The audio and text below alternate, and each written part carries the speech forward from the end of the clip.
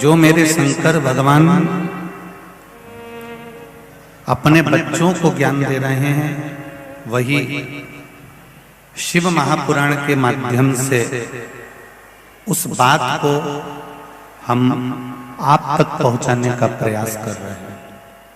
यदि आपको लगे कि हाँ, शंकर भगवान ने जो अपने पुत्रों को, अपनी बेटियों को ज्ञान दिया वो बहुत श्रेष्ठ है, तो आप भी प्रयास करना कि उस ज्ञान को अपने भीतर उतारें और अपने बच्चों तक वो ज्ञान अपन भी दें, अपन ने भी प्रदान किया। शिव जी कह रहे हैं कार्तिकेय से, सुनो कार्तिकेय, तुम्हारी माता ने कहा है कि तारकासुर का वध करो तो तुम्हें वध करने जाना चाहिए।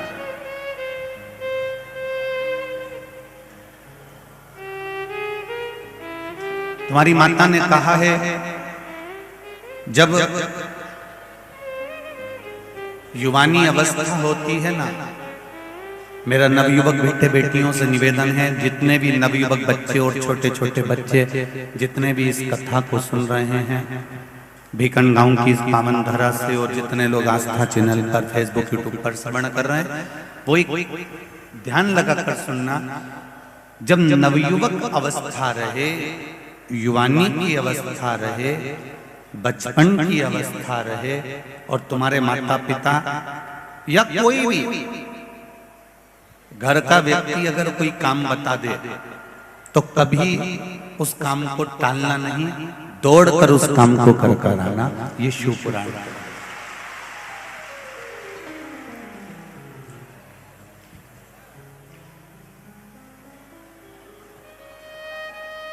जब परिश्रम की उम्र में शंकर जी कह रहे हैं अपने पुत्र कार्तिकेय से, और जितने भी इस पावन पंडाल में जितने भी कार्तिकेय बैठे हुए हैं, अर्थात नवयुवक बेटे बैठे हुए हैं, अशोक सुंदरी अर्थात बेटियां बैठी हुई हैं, जया, विषहरा, शामली बारी, दौतली, मेरी बेटियां बैठी हुई हैं, बच्चे बैठे हुए हैं, नवयुवक बहुएं बैठी हुई हैं, नवयुवक बेटे बैठे हुए हैं, वो इस बात का ध्यान रखना। परिश्रम की उम्र में शंकर भगवान कहते हैं कभी आराम मत करो।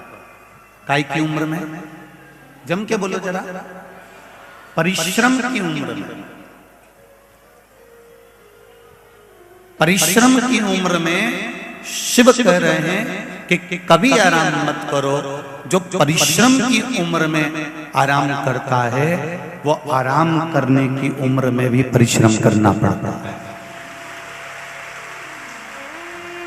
ये मेरे शिव कह रहे हैं, ये मेरे ओघड़दानी, ये मेरे शंकर, ये मेरे त्रिकालदर्शी, ये मेरे कैलाशी, मेरे अविनाशी, मेरे भोलेनाथ कह रहे हैं जब तुम्हारी परिश्रम की उम्र है, तुम नवयुवक बच्चे हो, नवयुवक बेटियां हो, छोटे छोटे बच्चे हो, अभी तक तुम्हारी परिश्रम की उम्र है, तुम खूब मेहनत करो।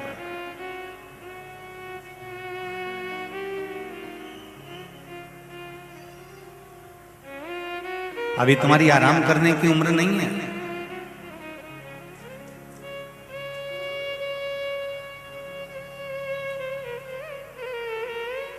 परिश्रम की उम्र में आराम मत करो।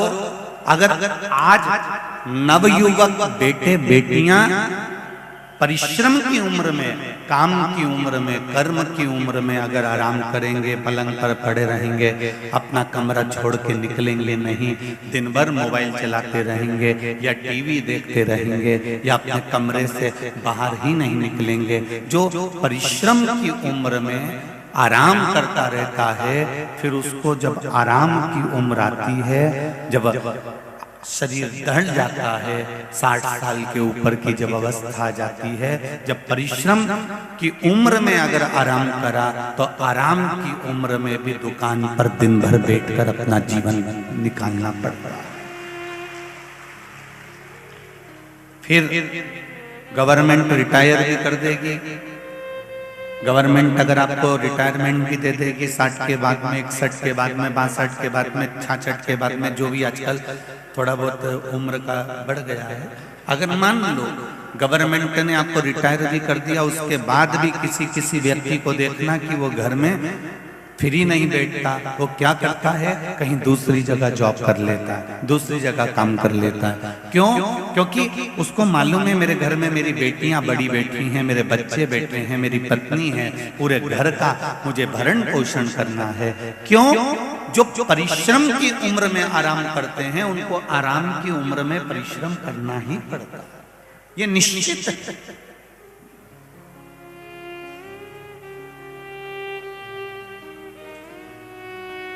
यहाँ पर बीकानगांव की इस कथा में बहुत किसान भाई आए हुए हैं। किसानी जमीन में फसल बोना और फसल लेना, ये मेरे किसान भाइयों का कर्म है। ये इनको केवल किसान नहीं कहते, इनको मेरे शंकर भगवान ने अन्नदाता बनाकर भेजा है मृत्यु लोक। ये केवल किसान नहीं है,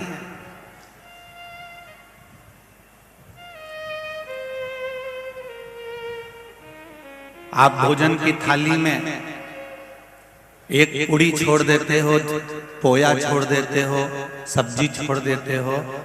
किसी किसान भाई से पूछना कि एक पूड़ी में जो गेहूं लगा, आटा लगा, उसको बनाने में, उस जमीन में बोने में, काटने में और उसको अपने घर तक लाने में पूरी पूरी पूरी पूरी श्वास से उसने अपनी उस जिंदगी की झोंक दी है, तब जाकर वो गेहूं, वो फसल घर में।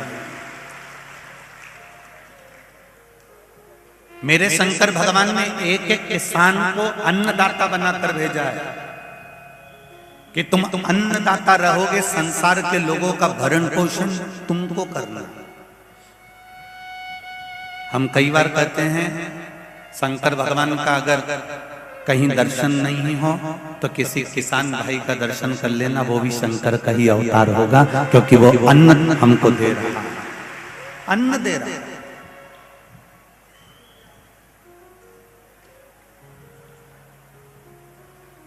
कितनी मेहनत करता है, परिश्रम की उम्र है, किसान आराम नहीं करता। जरा ध्यान देना, अभी तो गेहूं की फसल, चने की फसल बोई जाएगी और किसान भाई रात भर तुमको ठंड लगेगी और वो पानी फेर रहा होगा पूरी जमीन पर, पानी दे पूरी जमीन पर। आधी रात को टॉर्च लेकर निकल जाता है, आधी रात को खटिया डालकर, पलंग डालकर जमीन पर सोता रहता है। लाइट आएगी, मैं पानी दूंगा, फिर सुबह लाइट चली जाएगी, तब उसको घर का दूसरा काम भी करना है। परिश्रम की उम्र में वो आराम बिल्कुल नहीं करता। इसलिए जब किसान भाई का आराम करने का जब समय आता है तो तुम देखना, एक नौकरी करने वाला व्यक्ति दूसरी नौकरी ढूंढ लेता है रिटायरमेंट होने के बाद, रिटायर होने के बाद। पर किसान भाई कभी रिटायर नहीं होता, वो आराम की उम्र में भी विश्राम करता है, उसको श्रम नहीं करना पड़ता। मेरा किसान भाई आराम की उम्र जब आती है तब उसको श्रम नहीं करना पड़ता, वो विश्राम भी करता है, वो आनंद में रहता है और अपने बच्चों को सीख देता है।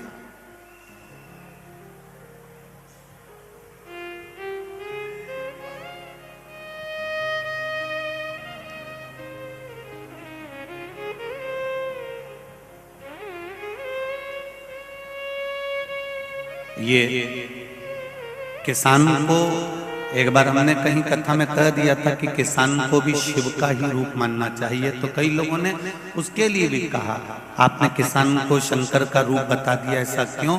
तो हमने कहा शंकर भगवान के पास भी नंदी है और किसान के पास भी बैल है, दोनों के पास वो भी धर्म रखता है और किसान भी धर्म रखता है। शिव भी कर्म को प्रधान मानते हैं और किसान भी कर्म को प्रधान मानता है।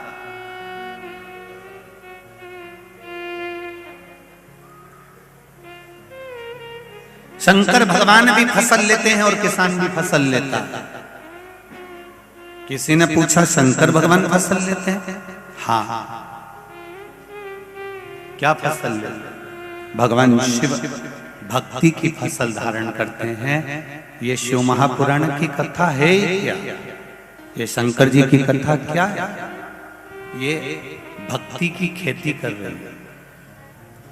जितने लोग आस्था चैनल के माध्यम से, फेसबुक यूट्यूब के माध्यम से और इस पावन भीकन गांव की इस पावन प्रांगण में लाखों की संख्या में आप लोग आए हुए हो, ये शिव पुराण क्या देती है? तो कहा जितने भी भक्त शंकर की कथा को सुनते हैं, शिव की ये कथा, भगवान शंकर छोटे से एक बीज के रूप में उसके हृदय में विराजमान हो जाते हैं और एक न एक दिन वो बीज अंकुरित हो ही जाता है।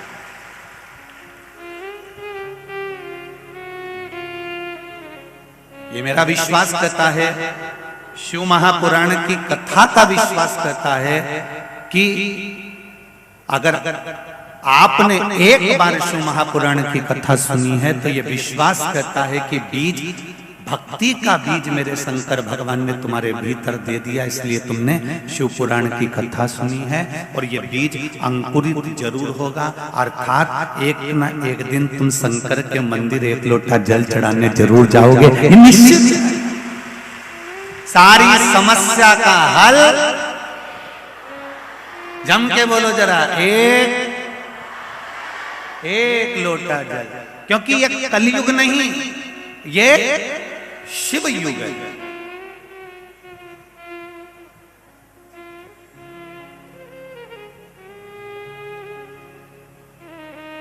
हमें उस शंकर भगवान को, उसकी स्फुटता को, उसके आनंद को हमें पहचानना। मेरे नवयुवक बेटा बेटी इस बात का स्मरण अपनी जिंदगी में रखें कि हमको अब अगर परिश्रम की उम्र है, इसलिए आराम नहीं करना है। ज्यादा सोना श्रेष्ठ नहीं। मम्मी ने कहा, पिताजी ने कहा, बाबूजी ने कहा, घर के माता पिता बोले जाइए काम करिए। नवयुवक बेटे बहुओं को चाहिए कि मम्मी अब भी करके आते हैं। बेटा घर में 4 मेहमान आए हैं, चाय बना दे, मम्मी अब भी बनाती। 3 बहू, 4 बहू, 2 बहू अगर घर में हैं और एक बहू उसमें आगे बढ़ बढ़ कर काम कर रही है, तो उसको मूर्ख मत समझना, पागल मत समझना। उसने शिव पुराण की कथा को अच्छे से पढ़ा होगा, समझा होगा कि अपना बुढ़ापा कैसे निकालना। घर में 4 बहुएं हैं, 3 बहुएं हैं, 2 बहुएं हैं, 5 बहुएं हैं। एक बहू आगे बढ़ बढ़ कर काम कर रही है, एक बहू आगे बढ़ बढ़ कर सब कार्य कर रही है। जैसे ही मेहमान आए, चाय बनाने चली गई। जैसे कुछ बात हुई, आगे बढ़कर काम कर दिया। जैसे कहीं जाने की बारी हुई, तैयार होकर सामने खड़ी हो गई। जो बहू आगे बढ़ बढ़ कर काम कर रही है, उसको मूर्ख मत समझना। उसने जरूर शिव महापुराण की कथा को पढ़ा होगा, सुना होगा, क्योंकि शिव पुराण कहती है अगर परिश्रम के समय पर आराम करेंगे तो बुढ़ापा बिगड़ जाएगा। इसलिए बहू सास के रहते रहते, सास के सामने बहू सब कुछ काम करना आगे बढ़ बढ़ कर सीख लेती है, और सीख लेती है इसलिए बाकी के बहुओं का मुंह भगोने जैसा बना हुआ। बाकी के बहुओं को अच्छा नहीं लगता, बता, आगे बढ़ बढ़ के करती रहती है, आगे बढ़ बढ़ के करती रहती है, तो तुम करो ना। सास के 4 मेहमान आए और तू अपना कमरा छोड़ के ऊपर से नीचे नहीं आ रही है। सास ने 2 बार कह दिया, मेहमानों ने पूछ लिया क्यों साहब तुम्हारी छोटी बहू नहीं दिख रही, ने बड़ी बहू नहीं दिख रही, ने मंझली बहू नहीं दिख रही, तो भी तुम अपना कमरा छोड़ के नहीं आ रही। तुम्हें बस जो भोजन बना के अपने कमरे में गई, फिर तो नियम बना हुआ है कि 3:30 पौने 4 बजे आना है, गैस पे चाय रखना है और ढकोस चाय पिया, और पीने के बाद में बस थोड़ी देर गप्पे मारो, गप्पे मार के शाम हो जाए, रोटी वोटी बनाओ, फिर अपना कमरा में चली भी जाओ। और आजकल की माताएं भी अपनी बेटी को यही सिखाती हैं, बेटा तुझसे जितना बने उतना करना, नहीं बने तो रोटी बना के कमरे में ले जाके चरी लेना। उन्हें भी यही सिखाया। ये अपने पांव पे कुल्हाड़ी मारी इधर। जो बहू आगे बढ़ बढ़कर काम करती है, जो बहू आगे बढ़ बढ़कर, अभी युवानी अवस्था है, सोने की अवस्था है।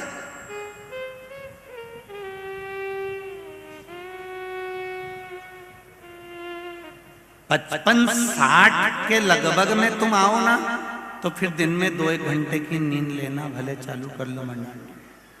और कहीं की बहू अगर 55-60 के पहले की हो और वो सो रही हो, तो तुम भी पूरे मोहल्ले में कह देना हमारी 60 साल की हो गई बहू,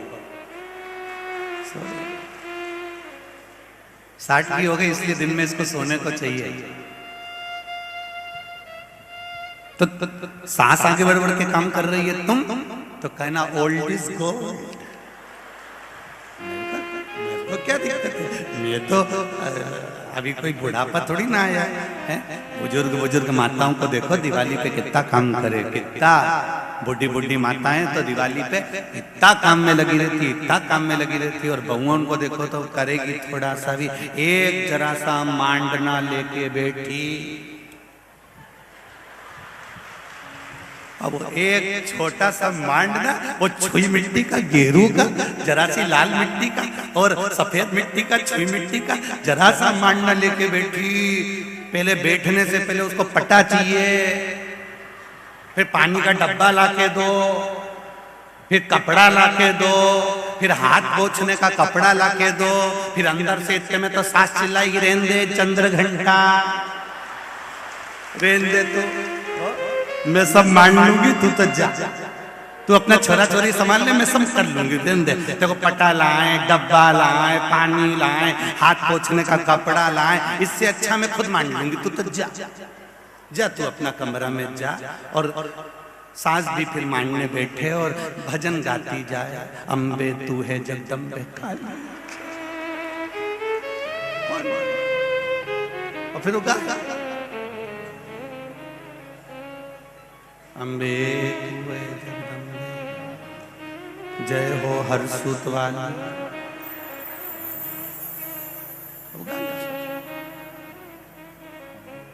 उसको नीचे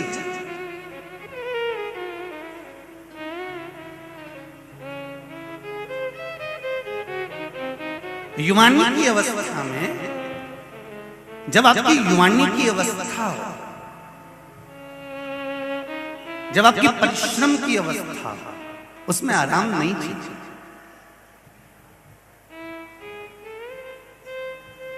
जिसने परिश्रम की अवस्था में आराम कर लिया, युवानी की अवस्था में खूब सोया, वो बाद में खूब रोया, खूब रोया। इसलिए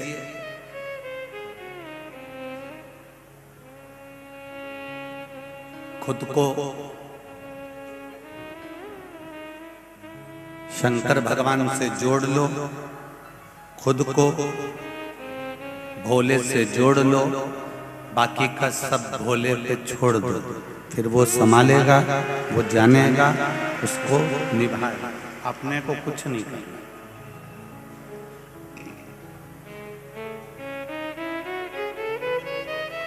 आप शिव भक्ति की ओर अग्रणी रहे। पढ़ने वाले बच्चों को चाहिए कि जिस समय विद्या अध्ययन कर रहे हो, उस समय पर कोई मोबाइल, किसी भी तरह का कोई क्रम हमारी चित्त वृत्ति में नहीं आना चाहिए। हमको मेहनत करना है। शंकर भगवान ने कर्म को प्रधान माना है, भगवान कृष्ण ने कर्म को प्रधान माना है।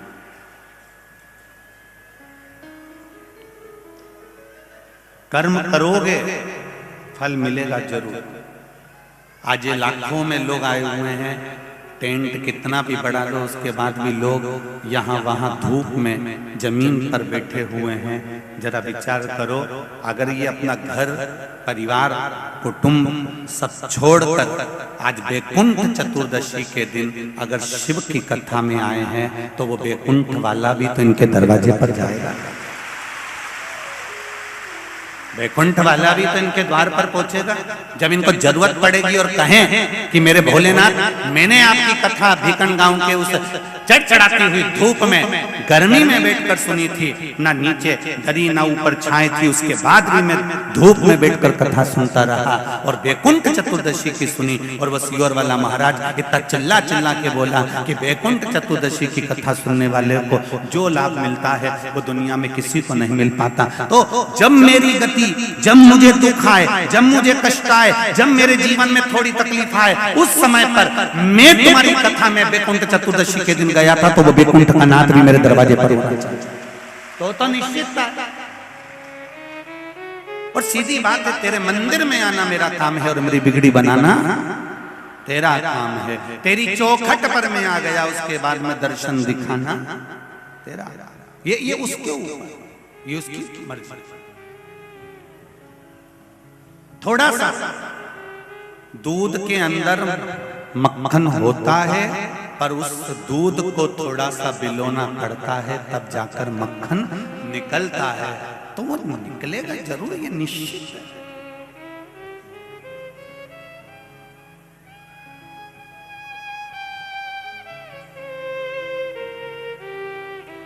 उसकी निश्चितता। शिव जी को पाने के लिए कोई प्रपंच नहीं चाहिए, भगवान को पाने के लिए कोई वस्त्र बदलने की जरूरत भी नहीं पड़ती। कई लोग कहते हैं शंकर जी की आराधना करें, पूजन करें तो कौन से कलर के कपड़े पहने। हम पहले भी कथा में कहे, आज फिर कहते हैं, शिव जी को पाने के लिए कपड़ा बदलने की जरूरत नहीं होती। शिव जी को पाने के लिए मात्र कलेजा बदलने की जरूरत होती है। शिव जी मिल गए। भोला है मेरा शंकर, एकदम भोला, उसको कुछ भी नहीं चाहिए। वो तो ये भी नहीं जानता कि तुमने क्या मंत्र बोला, क्या साधना करी। उसको तो केवल तुम्हारे एक लोटे जल से मतलब है कि आपने एक लोटा जल। और हम कई लोग कहते हैं तुमने ये नया नियम ला के रख दिया कि एक लोटा जल सारी समस्या का हल। तो ये जल का महत्व इतना कैसे हो गया? तो शिव पुराण में उठाकर देख लो, शिवरात्रि की कथा शिव महापुराण में लिखी हुई है। अगर आपके पास में शिव पुराण नहीं हो तो पढ़ लेना, मोबाइल पे सर्च कर लेना। शिवरात्रि की कथा शिव पुराण में लिखी है। उसमें लिखा है, एक भील अपने बच्चों के पेट भरने के लिए वन में एक पेड़ के ऊपर चढ़ जाता है। पेड़ पर चढ़कर बैठा, साथ में पानी ले जाता है। रात भर बैठूंगा, किसी हिरण को मारूंगा, मारकर बच्चों के लिए भोजन लेकर जाऊंगा। रात भर पेड़ पर चढ़ा हुआ था, उसको नहीं मालूम कि नीचे शिवलिंग है और ये पेड़ बेलपत्री का है। वो तो चढ़कर बैठ गया। रात भर हिरण को ताकता है, पेड़ हिलता है। हिलते से ही पानी की जो छाजल थी, छाजल जानते हो, बोतल नहीं, पहले पुरातन समय में कपड़े की, अच्छे कपड़े की बनी हुई थी थैली, उसमें मुंह बना होता छाजल। छाजल टंगी है, ये हिलता है, छाजल हिलती है, उसमें से एक बूंद पानी नीचे टपकता है। पेड़ की पत्तियां गिरती हैं, नीचे शिवलिंग पर जाती है। शिवलिंग पर पूरी रात पानी टपकता रहा, बेलपत्र गिरती रही। सुबह ब्रह्म मुहूर्त में मेरे शंकर भगवान प्रकट हो गए। तूने मेरी रात भर सेवा की, रात भर सेवा की, तूने मेरी रात भर सेवा करी, मांग तुझे क्या चाहिए। इतने में वो भील कहता है, मैंने सेवा नहीं करी, मैं तो हिरण को मारने के लिए आया था। मुझे नहीं मालूम कि तू हिरण मारने आया है कि मुझे जल चढ़ाने आया। पूरी रात मेरे ऊपर बूंद बूंद जल टपकता रहा, इसलिए मैं प्रसन्न हो गया। शिव जी ने जब भील से कहा तो भील ने हाथ जोड़कर कहा, यदि आप एक बूंद जल से मेरे ऊपर कृपा कर सकते हो, मैं मांसाहार करने वाला, गलत काम करने वाला, हिरण को मारने वाला, मृगा करने वाले व्यक्ति पर यदि आप कृपा कर सकते हो, तो भील कहता है, हे भोलेनाथ, ऐसी कृपा जरूर करना जो एक लोटा जल आपके मंदिर में आकर चढ़ाए, उसका भंडार जिंदगी में भर दे। ये वो भील ने मांगी आपके हित के लिए।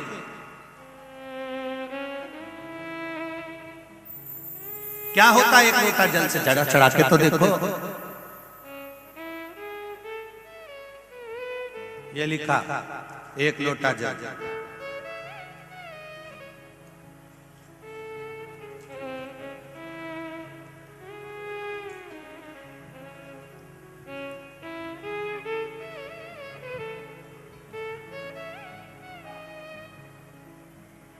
मैं लक्ष्मी जितेंद्र सिंह चौहान, ठिकाना मोहम्मदपुर बजरंगपुर, जिला खरगोन की निवासी हूँ। कहीं बैठी हो तो हाथ हिलाइएगा, जहां कहीं भी बैठी हो।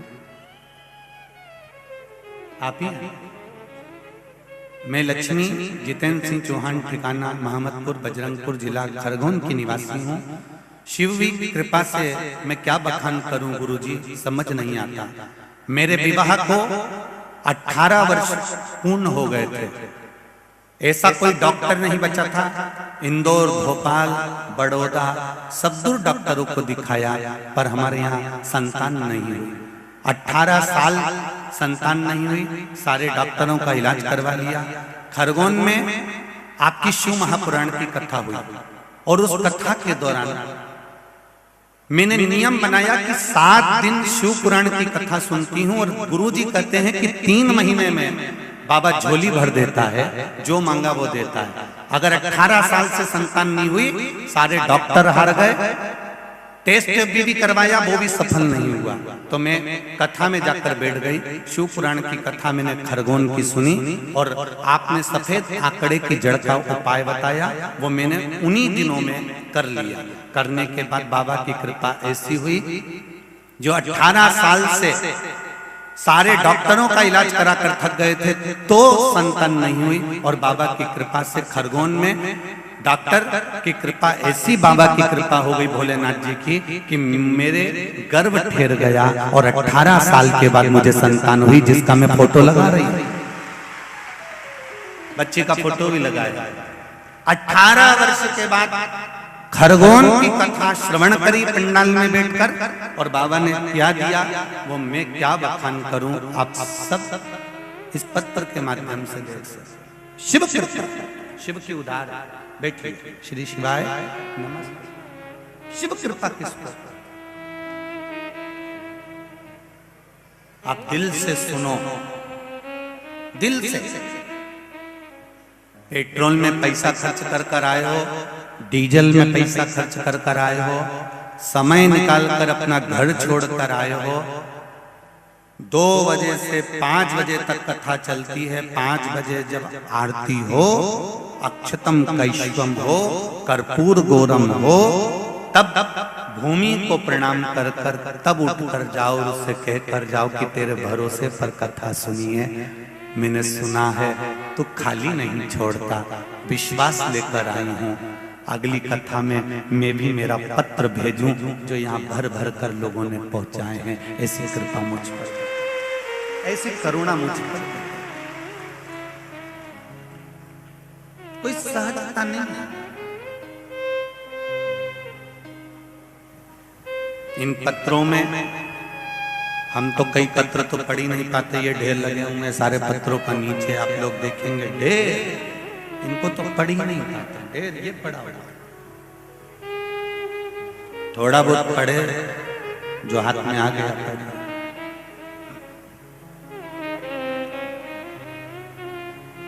उसकी कृपा, तेरी कृपा बिना न हिले एक भी लेते हैं श्वास,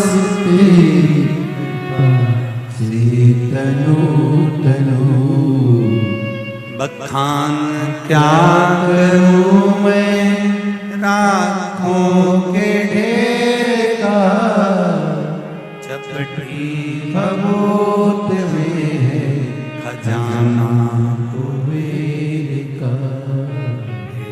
गंगधार मुक्तिदार ओंकार तू, भोले ओंकार तू, आयुष तिहारी शंभु तार तार तू।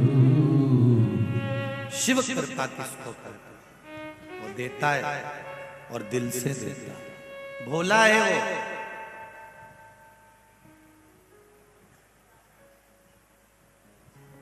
आपके भीतर भोलापन, नम्रता, प्रेम लेकर आ जाइए, शिव आपका साथ देना चालू कर देगा।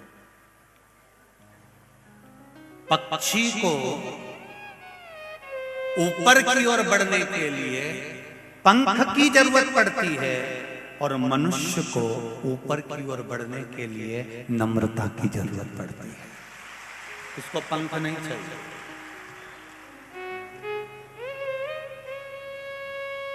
आप दिल से नम्र बन जाइए। किसने क्या कहा, किसने क्या बोला, किसने कितनी गाली दी, किसने कितनी उंगली उठाई, अपने को उससे मतलब, इस दिल से नम्र बनो। आप पक्षी पंख से ऊपर बढ़ता है, आप अपनी नम्रता से ऊपर बढ़ते चले जाइए। बढ़ो।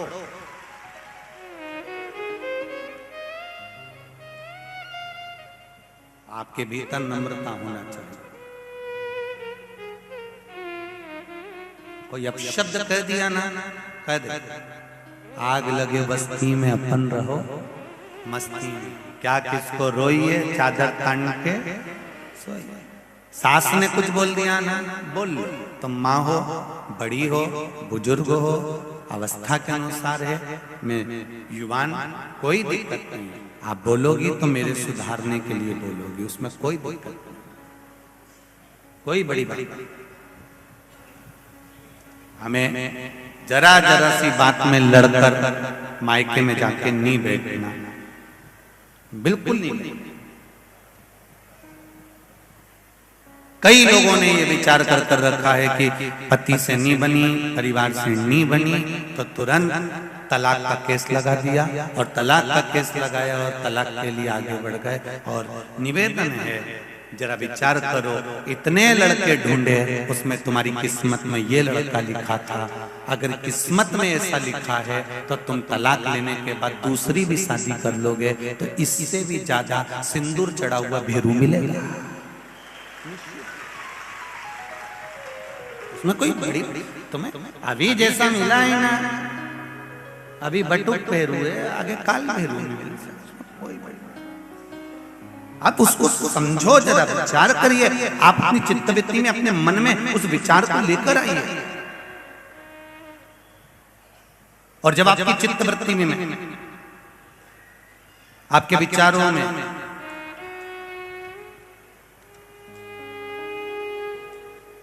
जब ये भाव निश्चित हो जाएगा तो कई अदालत में जितने भी तलाक के केस चल रहे हैं धीरे धीरे धीरे धीरे वापस ले लिए जाएंगे। ये निश्चित।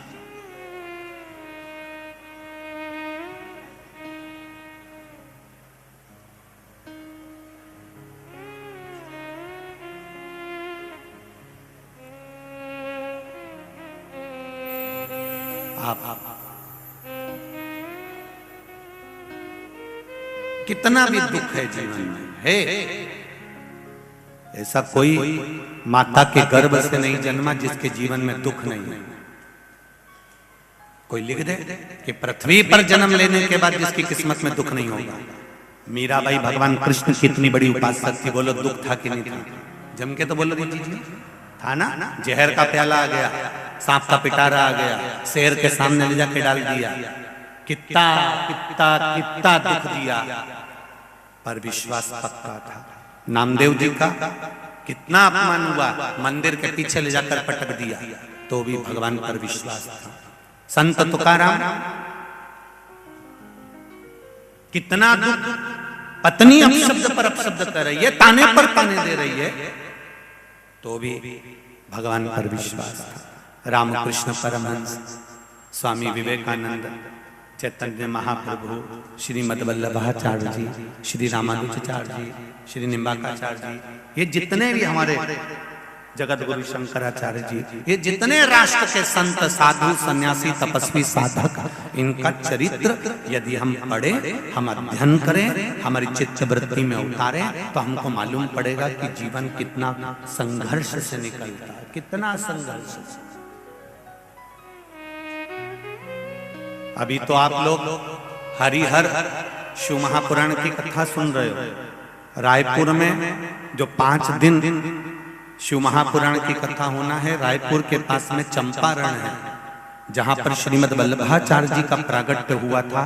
श्रीमद वल्लभाचार्य जी की बैठक जी है। वहीं चंपारण में चंपेश्वर महादेव है। रायपुर की जो 5 दिन की कथा रखी है वो चंपेश्वर महादेव के ऊपर रखी है, इसलिए उसका नाम चंपेश्वर शिव महापुराण की कथा रखी गई। जितने भी श्रोता भाई बहन आस्था चैनल पर सुन रहे हो, फेसबुक पर सुन रहे हो, या जहां बैठकर कथा सुन रहे हो, उनसे निवेदन है टीवी के सामने इस चंपेश्वर महादेव की कथा का लाभ अवश्य लेना। उससे हमें ज्ञात होगा कि चंपेश्वर महादेव का स्मरण कैसे करना चाहिए। क्यों चंपारण में चंपेश्वर महादेव आए, क्यों श्रीमद् वल्लभाचार्य जी ने चंपारण में ही अवतार लिया, प्रागट्य हुआ, क्यों हम समझे।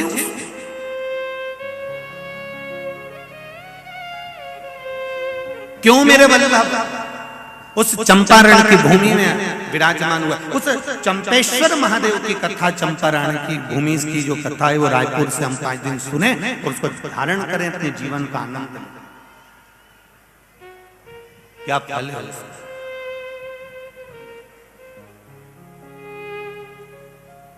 महाराज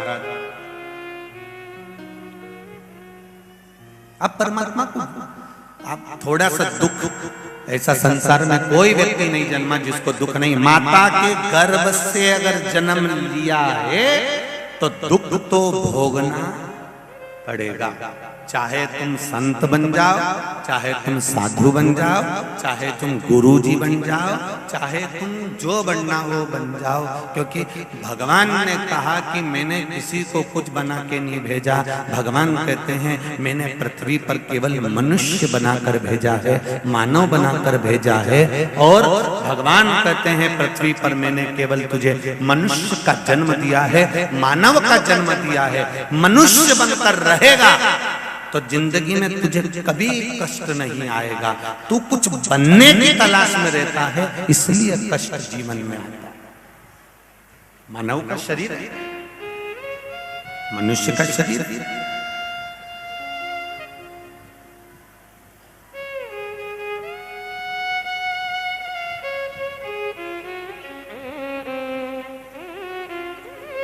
ये मानव का शरीर कोई साधारण नहीं है। आप इसको भगवत स्मरण में जितना सुख, ये आपके पंडाल में एक माता रोज 3 घंटे पूरी कथा खड़े रहकर सुनती है। एक बार उनके लिए जोरदार ताली बजाएं। पूरी 7 दिन हो गए उसको एक स्थान पर बस आसन वहां पर लगाया है जिस पे खड़ी रहती है और कथा सुनती रहती है। अब तपस्वी तप करता है, साधना वाला साधना करता है। लोग कहते हैं कि कुंभ के मेले में संतों का दर्शन होता है, लोग कहते हैं कुंभ के मेले में साधुओं का दर्शन होता है, लोग कहते हैं कुंभ के मेले में साधु और सन्यासी और तपस्वियों का दर्शन होता है। शिव महापुराण की कथा कहती है कभी शिव महापुराण की कथा के पंडाल में जाकर दर्शन करना, यहाँ सारे संत साधु सन्यासी तपस्वी साधक उपासक भक्तों का दर्शन। भीकनबंद गांव वालों के किस्मत में था, इसलिए भीकन गांव की किस्मत में था, इसलिए ये रोज प्रतिदिन रात्रि के समय पर आकर, आपको हमने पहले भी कहा कि कोई वंचित रह गया हो तो रात के समय आकर इन साधु सन्यासी तपस्वी साधक उपासक जरा अपना घर छोड़कर, अपना द्वार छोड़कर, बच्चों को छोड़कर रात भर केवल तरी पर पड़े हुए हैं और स्नान करा, भोजन करा और भगवान की भक्ति में एक जगह पर। तुम कई माताएं तो टाइम देख के 2 बजे कथा चालू होगी तो 1:30 पौने 2 बजे अपने घर से निकलती है और बिंदी लगा के डेंटिंग पेंटिंग करके और भीड़ भुड़ा के आगे बैठ जाती है। कभी इनको देखो कि सुबह 6 बजे से एक जगह संभाल कर सो भी नहीं सकती क्योंकि दूसरा बाजू में बैठा हुआ है। एक आसन से कहीं ना वॉशरूम जा सकती है ना पानी भरने जा सकती है, डर लगा हुआ है कोई दूसरा बैठ जाएगा। अपना आसन सवेरे 5-5, 4-4, 3-3 बजे से संभाल कर बैठी है। इनकी साधना को मैं नमन करता हूँ, ये साधारण नहीं है।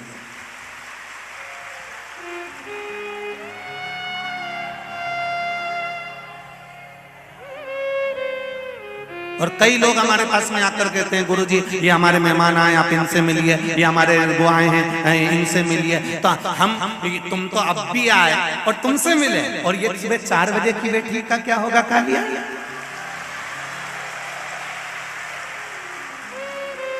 और अच्छे से सुन लेना, जितने लोग कथा करवा रहे हैं आगे भी जिनकी कथा है वो भी जरा अच्छे से सुन लेना। कई लोग कहते हैं गुरुजी कम से कम तुमको 1-2 घंटा तो मिलना चाहिए, हमने कथा कराई, ये कराई वो कराए। तो हमारा निवेदन है लाइट का कनेक्शन तुम लेकर आते हो, बोलो लाते हो कि नहीं लाते हो, जम के बोलो।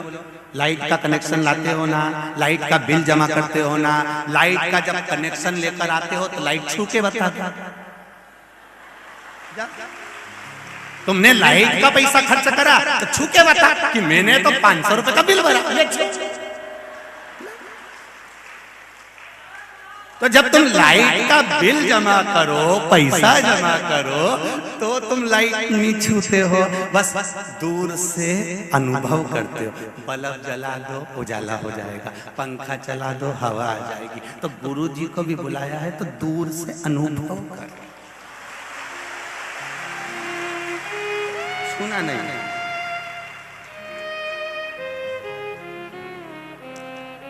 बड़ा विचित्र रखो। ये संत, ये साधु, ये सन्यासी।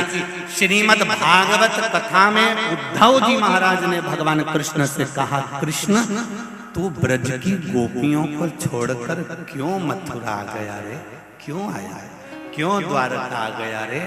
ब्रज की गोपियां साधारण नहीं हैं कृष्ण, ये गोपियां तेरे लिए जीती हैं, दिन रात तेरी भक्ति में डूबी रहती हैं, और तू द्वारका में पड़ा हुआ है।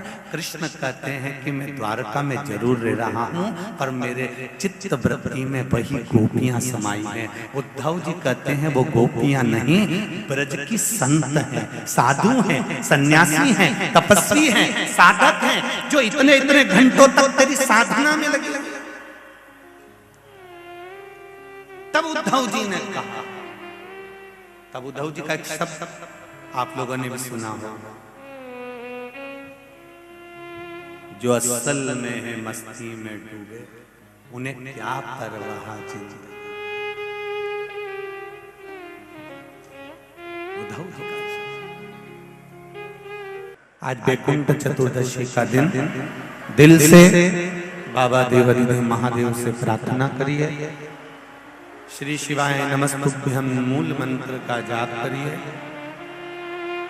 और भगवान शिव से विनती करो, बाबा आपकी कृपा, आपके चरणारविंद की भक्ति हमको अवश्य प्रदान करो। भाव श्री शिवाय नमस्तुभ्यं, श्री शिवाय नमस्तुभ्यं, श्री शिवाय नमस्तुभ्यं, श्री शिवाय नमस्तुभ्यं, श्री नमस्तुभ्यं।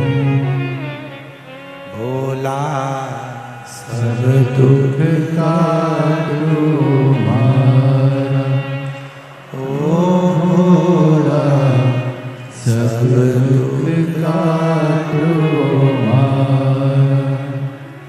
शिव शंकर जपूं तेरी माला,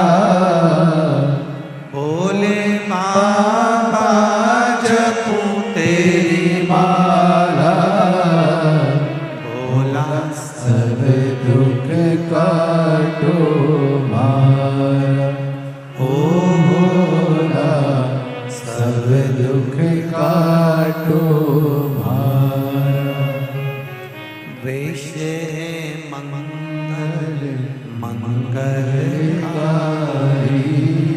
वैसे मंगल मंगलकारी, शमशान वासी हमारा,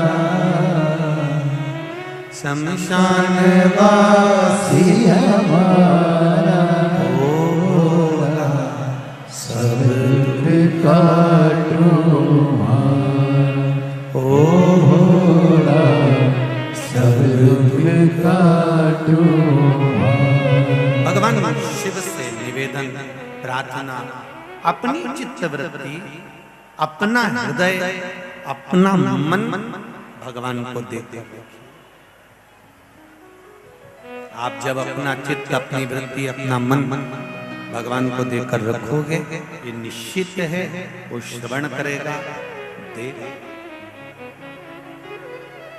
अकाल मृत्यु को मरे जो काम करे चंडाल, काल उसका क्या बिगाड़े जो भक्त हो महा। जो शिव की आराधना करने वाला होता है, शंकर की आराधना करने वाला होता है, उसके सम्मुख में अगर काल भी आकर खड़ा हो जाता है तो फिर वो शिव कहीं ना कहीं उसको बचाकर निकाल कर ले जाए।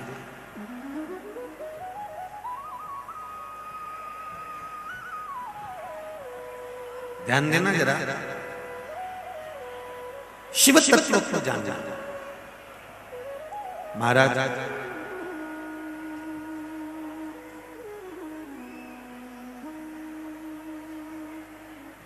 तारकासुर के प्राण छूट गए थे। तारकासुर, विदुमाली, कमलाक्ष जी भी चले गए थे। अगला वर्णन जो आया है अंधकासुर का, शिवजी के नेत्र से एक बिंदु नीचे गिर गया और वो बिंदु जो नीचे गिरा उससे एक बालक उत्पन्न हो गया। वो बालक जिसका नाम अंधकासुर हिरण्याक्ष ने रखा। गोदी में माता पार्वती जी ने उसको ले लिया और मातृत्व प्रेम इसी को कहता है। एक माँ का जो वात्सल्य होता है, एक माँ का जो प्रेम होता है, वो होता ही ऐसे।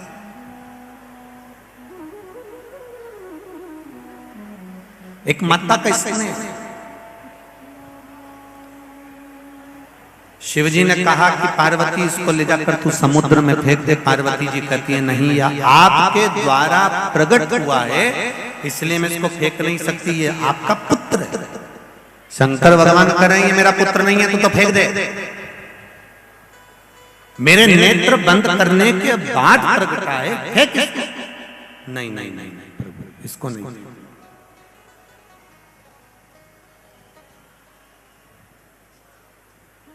इस कथा से हमको तीन चीजें लेना है।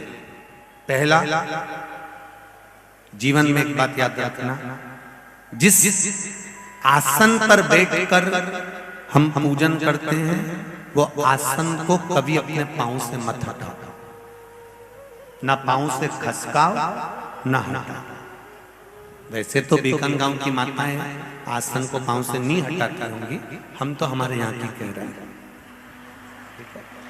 जिस आसन पर बैठकर हम पूजन करें, पाठ करें, मंदिर में अर्चना करें या हम पूजन पाठ में लगे रहें, कई माताओं की आदत रहती है आसन अगर इधर उधर बिछा रहता है, वो पति के साथ में आसन पर जब बैठने वाली रहती है तो हाथ से सीधा करने की जगह पांव से थोड़ा खसका लेती है।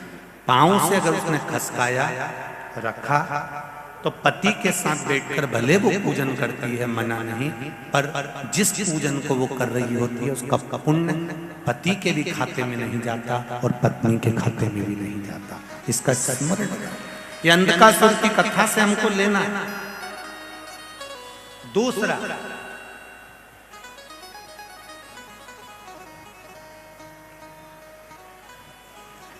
घर से एक लोटा जल अगर पानी का लेकर जा रहे हो शिव जी को चढ़ाने के लिए, तो मंदिर से आते समय वो कलश, वो लोटा खाली नहीं होना चाहिए। मंदिर का शिव जी का चढ़ा हुआ जल, थोड़ा सा जल उस लोटे के अंदर, उस कलश में अवश्य होना चाहिए।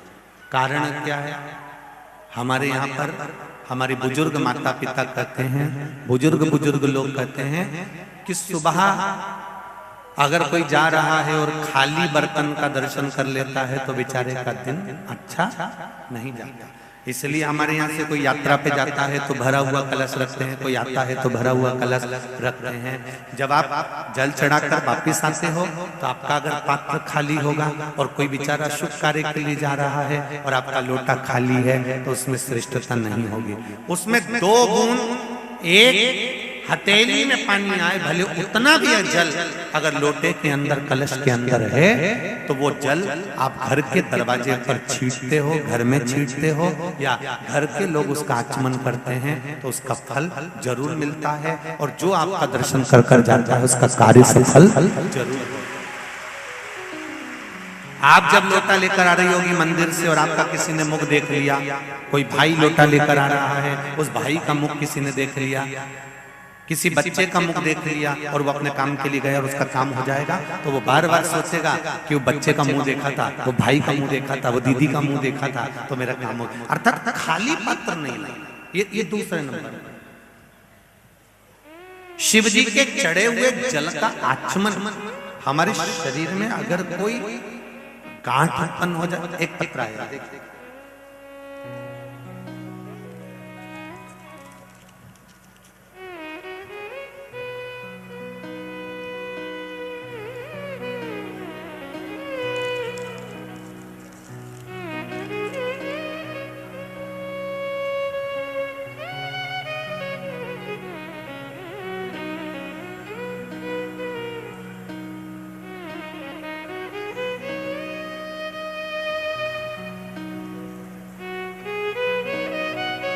तेरी कृपा बिना नहीं एक भी अनु लेते हैं श्वास, तेरी कृपा से तनु तनु।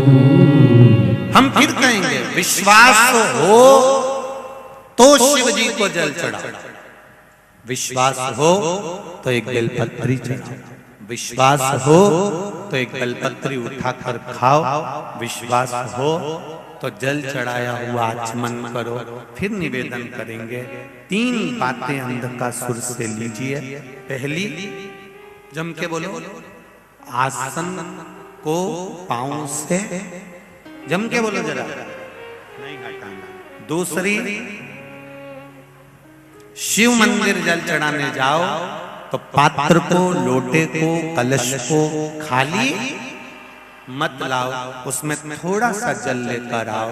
घर के जितने भी लोग हैं उनको आचमन जितना थोड़ा थोड़ा सा पानी दे दिया करो। अगर मान लो किसी के शरीर में कोई बड़ा रोग आ भी रहा होगा तो शिव का चढ़ा हुआ जल पीने से रोग समाप्त हो जाएगा, शरीर ठीक।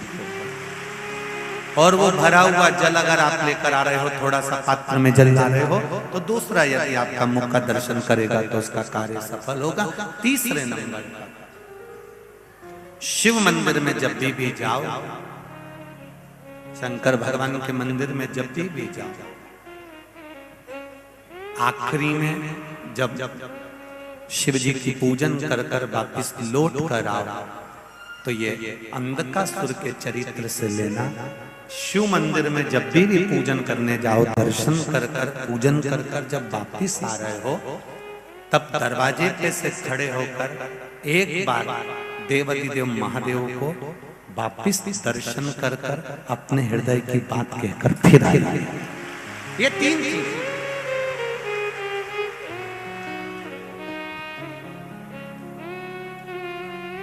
उसको निहार कर, उसका दर्शन कर कर, उसको प्रेम से बोल कर, उसको हृदय से कहकर, भगवान से निवेदन कर कर, विनती कर कर, बैठो अभी अभी बैठो, आप बैठो, सबको बात सुनेंगे, बैठो, अपने हृदय की बात कहकर, अपने चित्त की बात आप शिव से।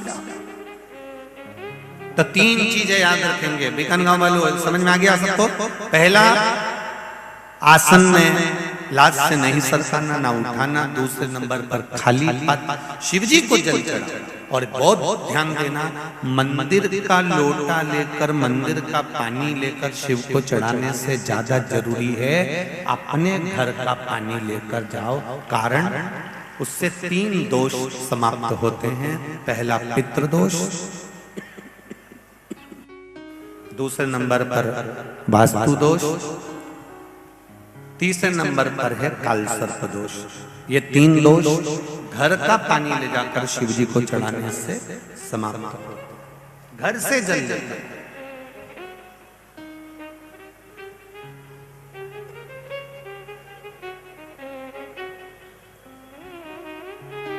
तीसरे नंबर पर है भगवान शंकर के मंदिर से जब वापिस आओ, पूजन वगैरह कर दिया, अच्छे से भगवान शंकर का श्रृंगार कर दिया, भगवान शिव को स्नान आदि पूजन आदि सब कराकर जब वापिस आ रहे हो तो एक बार उसको झांक कर, दर्शन कर कर, पलट कर, उसको देख कर, उससे निवेदन कर कर वापिस फिर आ।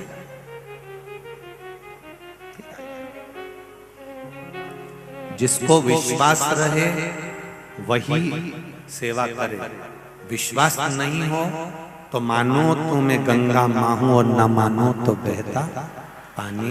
अगर मानोगे तो गंगा जल है, नहीं तो ऐसा ही बह रहा है। लोग उसमें चमड़ा भी धो रहे हैं, कपड़े भी धो रहे हैं, वस्त्र भी धो रहे हैं, चप्पल भी धो रहे हैं। और जिसने मान लिया कि ये गंगा का जल है तो पूजन करिए, आराधना करिए, और गंगा का आचमन उसने गंगा जल मानकर करा है तो उसका कल्याण भी हुआ है। आप अगर मानोगे कि शिव है तो शिव मिलेगा। आपने अगर मान लिया कि हमने तो केवल कथा में सुना है, सियोर वाला हमारा चिल्ला चिल्ला करके था सारी समस्या का हल, एक लोटा जल, केवल आपने अगर दिखावे से करा तो उसका कोई महत्व नहीं है। अब दिल से शिव की आराधना करो। अंधकासुर को देखा, शिव जी ने कहा इसको पटक दे समुद्र के अंदर। नहीं, ये आपका पुत्र है, मैं इसको ऐसे पटकने वाली नहीं हूं। शिव जी ने कहा ये मेरे नेत्र बंद करने के बाद प्रकट हुआ, ये मेरे नेत्र बंद करने के बाद प्रकट हुआ। सारे देवी देवताओं का मंदिर रात को बंद हो जाता। बोलो बोलो, सही है? सबका मंदिर बंद हो जाता, पर दो, एक मां देवी दुर्गा भवानी, जगत जननी जगदम्बा शेरों वाली, और दूसरा मेरा देव अधिदेव महादेव, जिनके दरवाजे वो तो अब लोग, क्योंकि माता जी पर भी सोने का चांदी का जेवर होता है, शिव जी का भी श्रृंगार होता है, खूब सोना चांदी का श्रृंगार होता है, इसलिए दरवाजा बंद कर दिया जाता है। कभी तुम महेश्वर जाओ, ओमकारेश्वर जाओ, नर्मदा जी के घाट पर जाओ, शंकर जी ऐसे ही बैठे हुए हैं, उनका दरवाजा बंद होता है। कोई घाट पे बैठे हुए हैं, कोई मंदिर में बैठे तो उसमें दरवाजा ही नहीं है, छतरी है केवल। पहले शिव जी ऐसे ही बैठते थे, माता रानी भी पहले ऐसी बैठती थी। तुम शीतला माता को देखो, जहाँ तुम नवरात्र में अपने शादी ब्याह होते हैं तो देवी जी का पूजन करने जाती हो, वहां कोई मंदिर में तो शीतला माता ऐसी एक छोटे से पाषाण स्वरूप में आराम से बैठी हुई है, लोग जाते पूजन करते चले जाते। माता का वहां पर दरवाजा भी नहीं होता था, शंकर जी का भी द्वार नहीं होता था। बैकुंठ में द्वार है, ब्रह्मलोक में द्वार है, इंद्रलोक में द्वार है, पर आप में से कई लोग कैलाश पर्वत घूम कर आए। कई लोग गए कैलाश की परिक्रमा करने के लिए, मानसरोवर की परिक्रमा करने के लिए। जो कैलाश गए हैं वो आए ना तो उनसे पूछना, क्यों भैया कैलाश का दरवाजा है दरवाजा कैलाश के ऊपर? नहीं, कैलाश पर्वत खुला पड़ा है। शंकर भगवान इंद्र के देवता के यहाँ दरवाजा मिलेगा, इंद्र लोक में, ब्रह्म लोक में, वैकुंठ लोक में, गौलोक धाम में, सब दूर दरवाजा मिलेगा। पर दरवाजा नहीं मिलेगा तो मेरे देवाधिदेव महादेव के यहाँ नहीं मिलेगा, वो जागता है। बहुत लोग विरोध करते हैं, क्या शंकर भगवान को रात्रि को हम स्मरण कर सकते हैं? क्या शिव जी का जाप कर सकते हैं? क्या शंकर भगवान को रिझा सकते हैं? हमारे यहाँ तो शंकर भगवान की शिवरात्रि होती है, शिव डे नहीं, शिव दिन नहीं, शिवरात्रि। आप रात भर शिव की भक्ति करो, रात भर भगवान का भजन करो। जब तुम्हारा नेत्र खुले तुम्हें उसकी याद आ जाए, जब तुम्हें उसकी याद आ जाए, चाहे सुबह हो, शाम हो, दिन हो, रात हो, चाहे तुम नहाए हो, नी नहाए, मुंडा भी धोया कि नहीं धोया, तुम तो भगवान का भजन श्री शिवा मुंडा धोए नहीं, तो कोई कहेगा गुरुजी बिना नहाए धोए तो क्या हुआ? शिव महापुराण की कथा एक बात बहुत ध्यान से सुनना।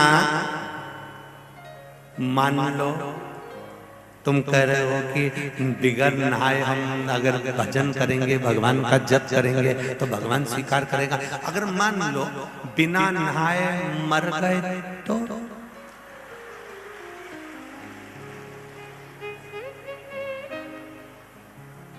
अब बहू से कह देना तुम मैं बिना नहाए मर रही हूं, गंगा जल मत पिलाना।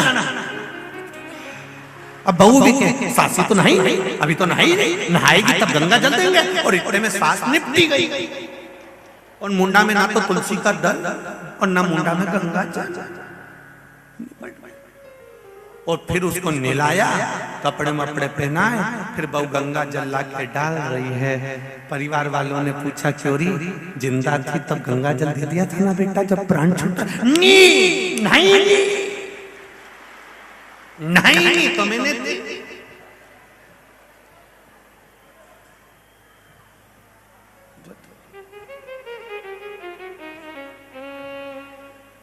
वो नहीं, इसलिए मैंने गंगा जल दिया। अब प्राण छूटने का कोई समय नहीं है, मृत्यु का कोई समय किसी को नहीं मालूम कि कब मरोगे, कब तुम्हारे प्राण छूटेंगे। इसलिए शिव पुराण कहती है पल पल हर क्षण हर घड़ी 21,600 श्वास जो शरीर से निकल रही है, प्रत्येक श्वास में जब तुम्हें समय मिल जाए, जब तुम्हारा मन कर जाए, जब तुम्हारा दिल कर जाए, तब 5 मिनट उसको भज लो। श्री शिवाय नमस्तुभ्यम स्मरण कर लो, राम कह लो, कृष्ण कह लो, शिव बोल लो, ओम नमः शिवाय कह लो। तुम्हारा मन पड़े वो भजो, इंतजार मत करना कि मैं नहाऊंगी तब भजूंगी, और नहाने से पहले निपट गई। इसलिए हमें इंतजार नहीं करना। यहाँ तो शास्त्र कहता है काल करे सो, आज करे सो, कल में प्रलय हो जाएगा, शिव भजेगा, समय निकल जाएगा, फिर कब? इसलिए कोई समय नहीं। खेती पर जा रहे हो, पानी देने जा रहे हो, जमीन में फसल अच्छी नहीं आ रही है, बहुत घाटा लग रहा है, कर्जा बढ़ रहा है, कुछ नहीं करना, हमें शंकर भगवान का जाप करते करते पानी भी दो तो श्री शिवाय नमस्तुभ्यम, खेती भी करो तो श्री शिवाय नमस्तुभ्यम, ट्रैक्टर भी चलाओ और बीज भी बो तो ट्रैक्टर में भी गाना लगा दो तो बीज में भी श्री शिवाय नमस्तुभ्यम, सिलाई मशीन चलाओ तो श्री शिवाय नमस्तुभ्यम। तुम जपते रहो, भजन करते रहो, स्मरण करो।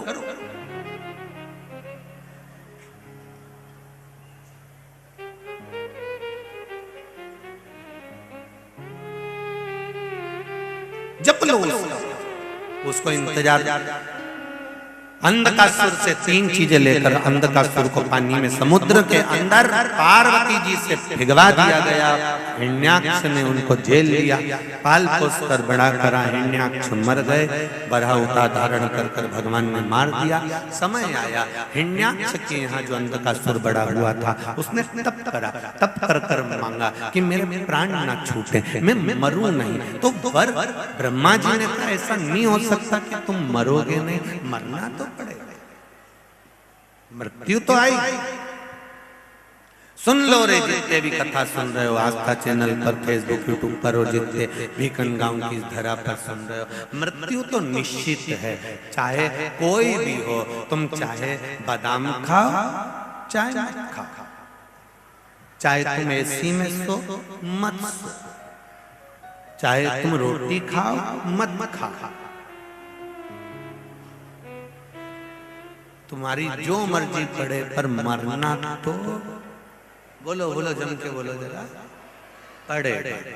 तो अपन सबको जब मरना ही पड़ेगा तो महाराज फिर क्या करना चाहिए कि कुछ मत करो। जब अपने को मालूम है कि मरना है तो फिर अपन रोके क्यों मरे?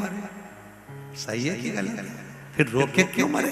जरा जरा सी बात में रोती फिरे, मर गई तो मुस्कुराओ। स्माइल प्लीज, चेहरे पर प्रसन्नता, खुश रहो, मरना तो सब है।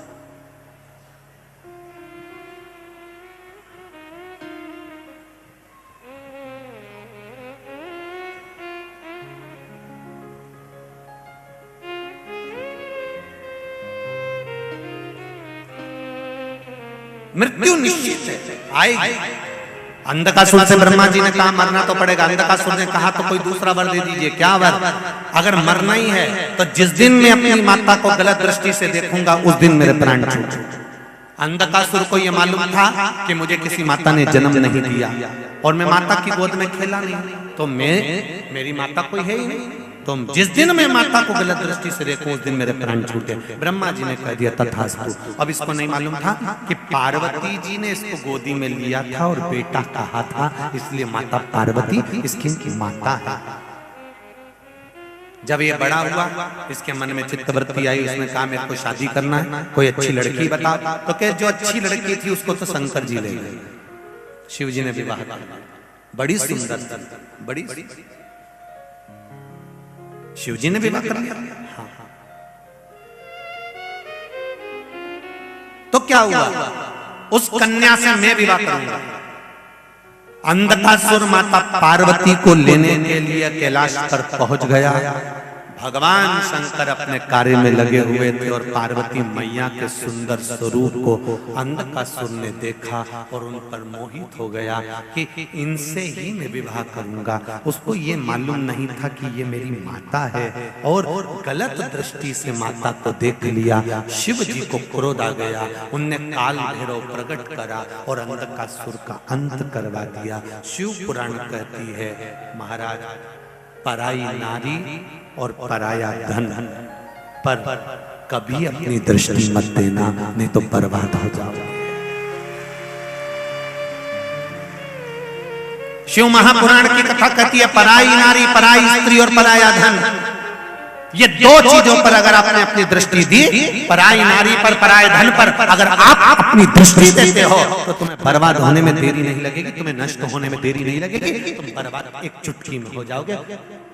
लंकाधिपति रावण के पास में सारा वैभव था, विद्वान था, विद्वानों में विद्वान था लंकाधिपति, शिव की आराधना करता था लंकापति। केवल पराई स्त्री पर उसने दृष्टि दे दी थी, इसलिए उसको बर्बाद होने में देरी नहीं लगी। पराई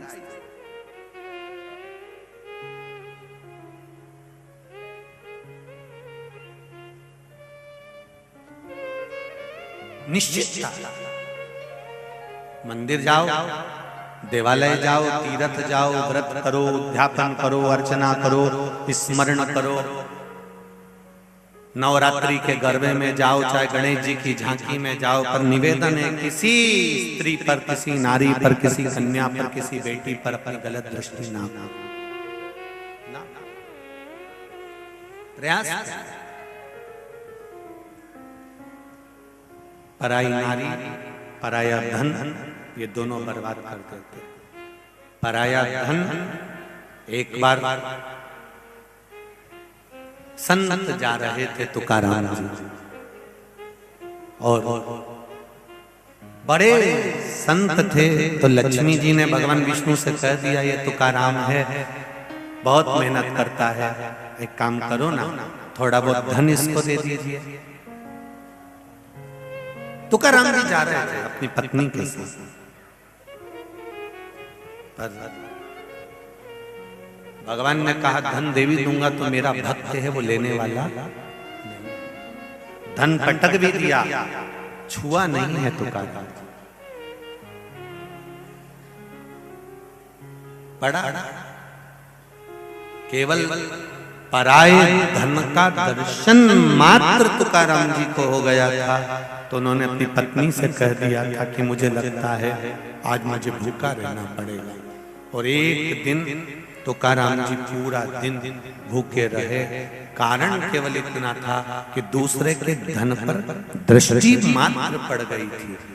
हम तो कई लोगों से कहते हैं, इतने लोग कथा सुनने आते हैं, कई लोग उनका मोबाइल रख लेते हैं, कोई उनकी चेन अंगूठी रख लेता है, कोई उनका सामान चुरा लेता है। हम पहले भी कथा में कहे, एक बात फिर कहेंगे, चोर इतनी कथाओं में गया है, इतने लोगों की उसने चेन काटी है, इतने लोगों का उसने मंगलसूत्र चुराया है, इतने लोगों का उसने पर्स चुराया है। इतनी चोरी करने के बाद भी कई साल से चोरी कर रहा है, तो भी आज तक चोटा की चोटाई है। और जिनकी चेन गई, जिनका पर्स गया, जिनका सामान गया, भगवान की ऐसी कृपा रही कि अगर 5 ग्राम की भी गई तो भगवान ने उसको 1 साल में 10 ग्राम की दिला दी, आधा तोला की दिला दी, 1 तोला की दिला दी। वो देने में कमी नहीं रखता, पर वो चोटा तो चोटा ही दिया, में सुधार नहीं आया। वो एक कथा में चोरी करने जाता है, दूसरी कथा में पहुंच जाता है, दूसरी कथा में चोरी करने जाता है, तीसरी कथा में पहुंच जाता है, तीसरी में चोरी करी, चौथी में पहुंच जाता है। चोर ही रहा। वो आज तक अच्छा नहीं बन पाया। चुरा कर इतनी रकम चुराई थी, लखपति बन जाता, करोड़पति बन जाता, धनपति बन जाता, पर आज भी चोटा की चोटा ही रहा और जिंदगी भर चोरी करता रहा। पर जिसके गले की गई, जिसका बेग गया, जिसका सामान गया, भगवान ने उसकी पूर्ति कर दी। वो भले अगली कथा तक परमात्मा ने फिर उसके गले में चेन ले जाकर पहना दी। ये पर वो चोटा नहीं सुधरा, वो चोटा ही। इसलिए मेरा निवेदन है रे चोटों, थोड़ा सावधान। किसी का पड़ा हुआ मोबाइल भी मिल जाए ना, तो पहले आवाज लगाओ कि साहब यह मोबाइल मिला है, ये मेरी जिंदगी खराब कर देगा, ये दे दूं 5,000 का, 10,000 का, 15,000 का। एक बार ईमानदारी से अगर तुमने वो 5,000 का मोबाइल दे भी दिया, 3 महीना इंतजार करना, 50,000 का मोबाइल तेरे हाथ में होगा, निश्चित है। तुम कहां आए हो, किस जगह पर पहुंचे हो, किस स्थान पर पहुंचे हो, जरा विचार तो करो। उसका नाम है कुबेरेश्वर महादेव, कुबेर भंडारी, जो चोर को कुबेर बना देता है। वो किसी को खाली कैसे छोड़ सकता है?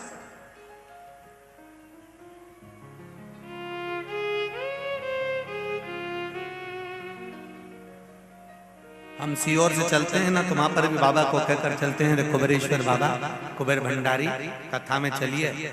और जो भक्त कथा करवा रहा है, कर रहा है, सुन रहा है, मेरा कुबेर भंडारी ऐसी कृपा करना कि उसके पास कोई कमी ना रहे, तो भंडार भर कर रखना, ये निश्चित।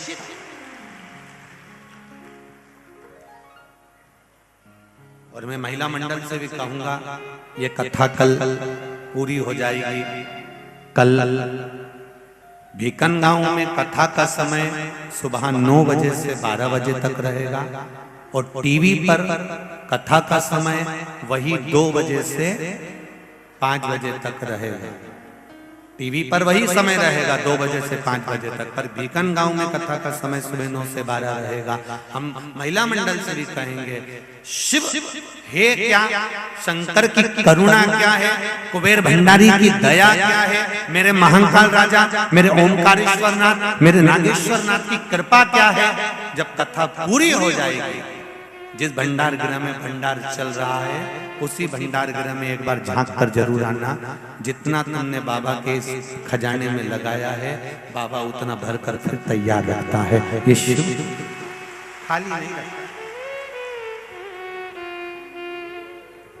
उसकी करुणा, उसकी दया।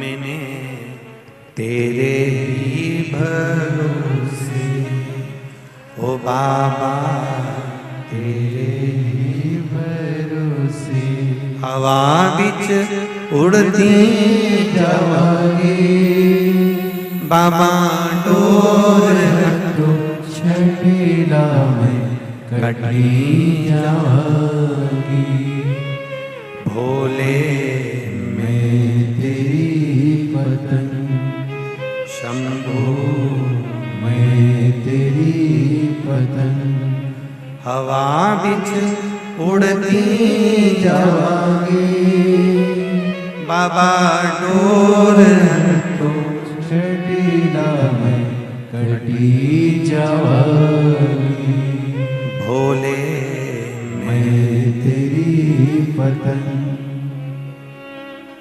शिव कृपा बिना कुछ। अंधकासुर के प्राण छूटे, विदल उत्पल के माता पार्वती ने प्राण लिए। शिव जी के चरणों में कुंदुक जाकर गिरा, इसलिए शिव जी का नाम कुंदकेश्वर महादेव पड़ा। अब थोड़ा ध्यान देंगे स्वयं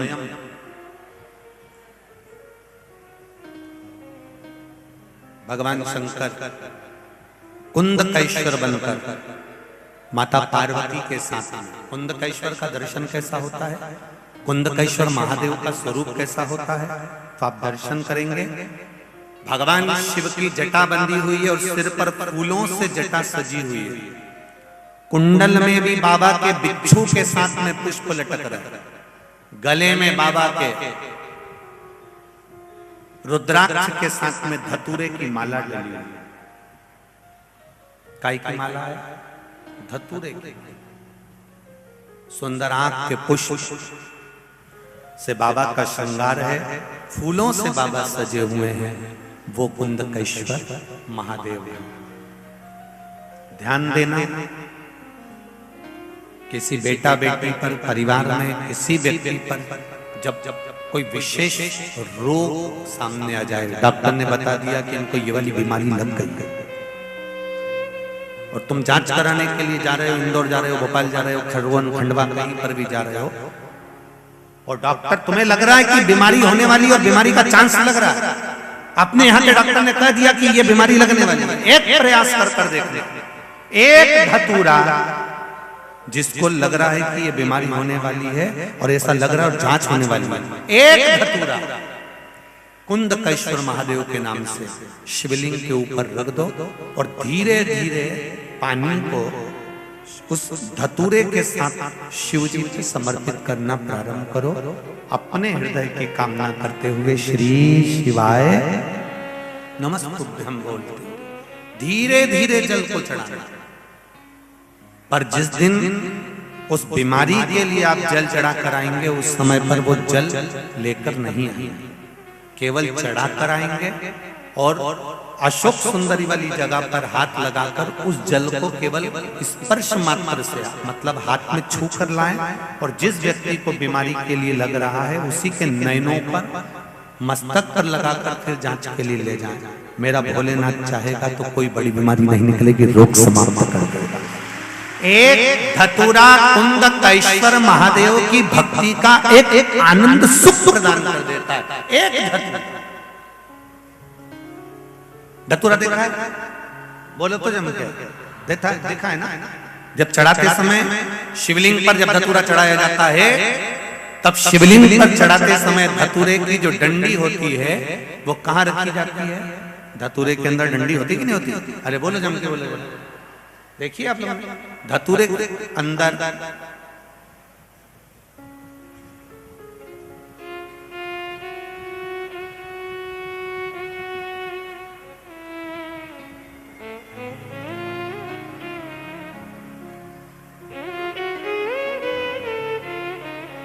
ये धतूरा, ठीक है।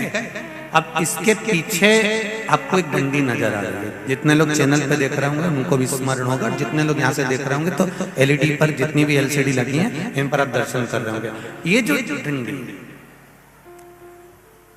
ये डंडी का जो मुख है, ये डंडी का जो भाग है, जब रोग के लिए, बीमारी के लिए हम समर्पित करते हैं तो ये डंडी का जो भाग है वो अशोक सुंदरी वाली जगह पर होना चाहिए।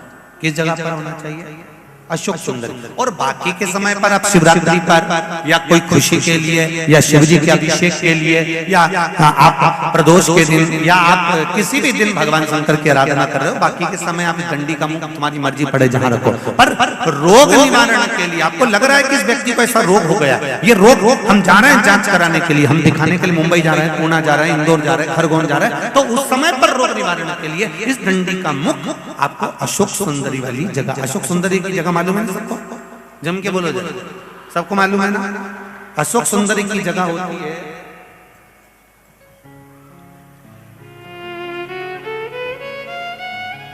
जैसे ये जलाधारी है गोल और यहां से पानी नीचे बह रहा है, उस पर जो शिवलिंग रखा हुआ है, ये शिवलिंग के सामने एक मोटी सी लाइन होती है जहां से पानी नीचे गिरता है।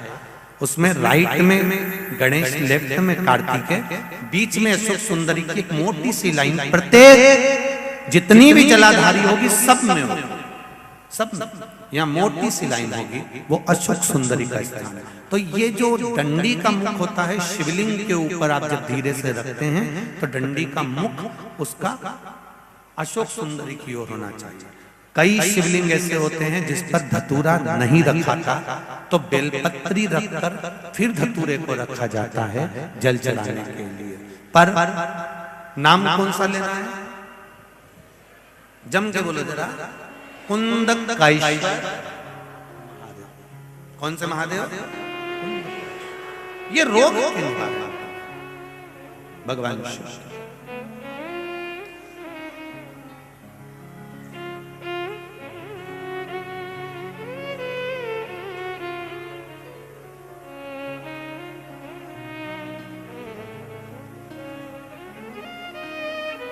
महाराज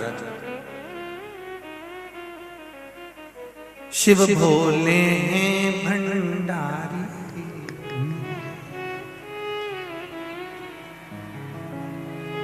जग के वो पालनहारी,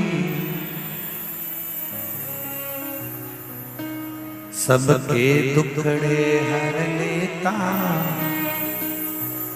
हर जीव है पुजारी।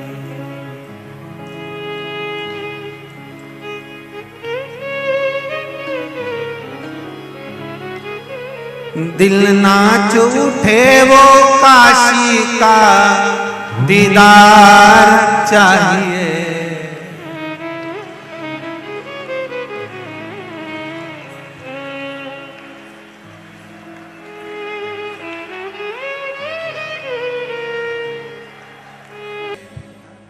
अपने स्थान पर बैठकर भगवान शिव के मूल मंत्र का स्मरण करें, बाबा से विनती करें। आज वैकुंठ चतुर्दशी है, भोलेनाथ हरिहर मिलन का आज दिन है। मेरे बाबा उगड़दानी त्रिकालदर्शी कैलाशी ऐसी कृपा करें जिससे शिव भक्ति हमारे हृदय में जागे। मूल मंत्र का जाप सभी करेंगे भाव के साथ। अपने स्थान पर बैठकर श्री शिवाय नमस्तु, श्री शिवाय नमस्तु, श्री शिवाय नमस्तु, श्री शिवाय नमस्तु, श्री शिवाय नमस्तु। भोला सब दुख काटो ओ भोला, सब दुख काटो शिव शंकर जपूं तेरी माला, भोले बाबा जपूं तेरी माला, भोला सब दुख काटो मारा, ओ भोला सब दुख काटो मारा। भगवान शिव की कथा कर रहे हैं। भगवान शंकर उगड़दानी त्रिकालदर्शी शिव जी का नाम कुंदकेश्वर महादेव पड़ गए। एक बार भाव से बाबा का जय घोष बोल, कुंदकेश्वर महादेव हर हर महादेव भगवान शिव का कुंद कैश्वर नाम पड़ गया। आज शिव जी ने बड़ा सुंदर कुंद कैश्वर का स्वरूप धारण कर मां पार्वती के साथ में भगवान शंकर काशी में पहुंचे। भगवान शिव आज काशी में गए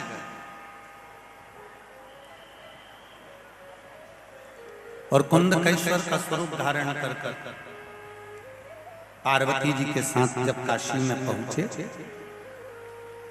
क्या देखते हैं? पूरी काशी में जहां देखो वहां आनंद ही आनंद है। शंकर भगवान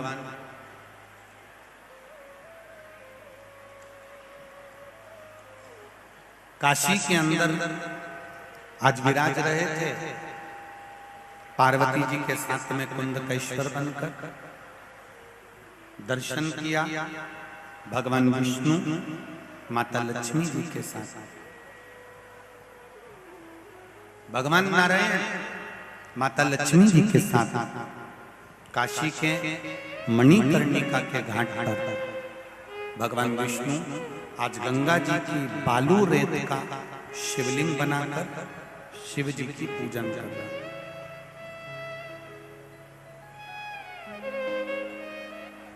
थोड़ा एक बात का स्मरण आप सब रखेंगे, ध्यान रखिएगा। साल भर में वैसे तो हम भी प्रयास करते हैं कि साल में एक बार कम से कम आप लोग पार्थिव शिवलिंग का निर्माण अवश्य करें। वैसे तो हम लोग भी ध्यान रखते हैं, कई बार ऑनलाइन शिवलिंग का निर्माण करवाते हैं जिससे पूजन कर सकें और पार्थिव शिवलिंग घर में बन सके। पर यहाँ शिव महापुराण की कथा कर रही है कि भगवान विष्णु मणिकर्णिका के घाट पर गंगा की बालू रेत का पार्थिव शिवलिंग का निर्माण कर रहे हैं।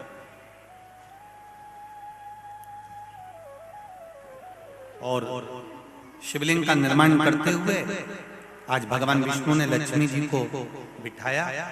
यहां पर केवल लक्ष्मी जी का एक स्वरूप भगवान विष्णु के साथ में नहीं विराजा, मेरे नारायण के साथ में नहीं विराजा। यहाँ लक्ष्मी जी के 8 स्वरूप मणिकर्णिका के घाट पर भगवान नारायण के साथ में लक्ष्मी जी के विराजा। कितने स्वरूप बैठे? 8, जिसको हमारे यहाँ अष्टलक्ष्मी भी कहा गया। अष्टलक्ष्मी का भी भाव हमारे यहाँ वर्णन किया। अब भगवान लक्ष्मी जी के साथ में विराजमान होकर पार्थिव शिवलिंग का निर्माण करते हैं। एक लक्ष्मी, संतान लक्ष्मी, वैभव लक्ष्मी, धान्य लक्ष्मी, आरोग्य लक्ष्मी, ये सब विराजमान होती जाती है, पूजन करती जाती है, विराजित होती जाती है। एक बात यहां हमें स्वीकार करना है कि जब भी पार्थिव शिवलिंग का पूजन अपने घर में होता है, कोई विद्वान ब्राह्मण आकर हमारे यहाँ शिवलिंग का पूजन कराते हैं, अभिषेक कराते हैं।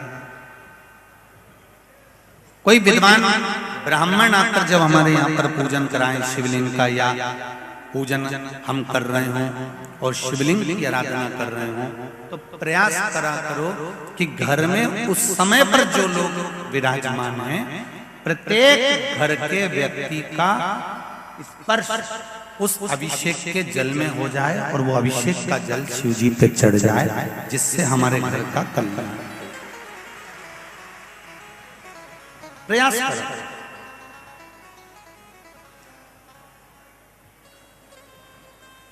मेरे भगवान विष्णु ने लक्ष्मी का स्वरूप एक ही है, लक्ष्मी एक ही है, पर अष्ट लक्ष्मियों को वहां पर विराजमान करा कि प्रत्येक लक्ष्मी के हाथ से शिव की आराधना हो जाए।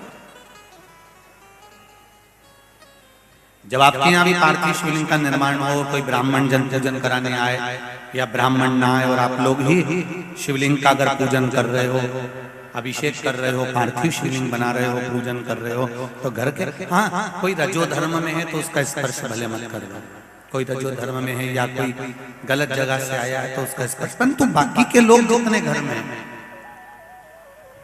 जो शिव जी पर एक लोटा जल चढ़ रहा है उस पर स्पर्श होकर फिर पार्थिव शिवलिंग का पूजन। सावन के महीने में शंकर जी के मंदिरों में शिवलिंग का अभिषेक होता है, आप लोग करें? सभी मंदिरों में होता है। माँ पंडित जी आसपास में, शंकर जी के आसपास में जितने लोग बैठ जाते हैं, उसके बाद जो पीछे बैठे रहते हैं उसके लिए क्या करते हैं पंडित जी? जो वो जलाधारी है, जो पानी जिसमें से गिरता रहता है लगातार, जो श्रृंगी होती है, जलाधारी होती है, उसमें एक कलेवा, नाड़ा, मौली बांधकर पीछे तक दे देते हैं। बोलो सही है कि गलत? पीछे तक दे दिया उन्होंने, कलेवा बांधकर पीछे तक दे दी उन्होंने मौली बांधकर, और क्या कहा, इस कलेवे को, इस नाड़े को, इस मौली को पकड़ लो, अभिषेक करने वाला अभिषेक कर रहा है, और आप इस मौली का, इस कलेवे का स्पर्श करे हुए हो तो उसके स्पर्श से क्या लाभ मिलेगा? तो शिव पुराण कहती है कि शंकर जी पे चढ़ने वाले जल का मात्र परिवार का व्यक्ति अगर स्पर्श ही कर लेता है तो चढ़ा हुआ जल का भाग से उसके जीवन में अगर कहीं दुख या तकलीफ आ रही होती है तो वो क्षण भर में समाप्त हो जाती है, मात्र स्पर्श। मैंने तेरे ओ बाबा तेरे ही भरोसे हवा विच उड़ती जवानी, बाबा डोर में कटती जवानी, भोले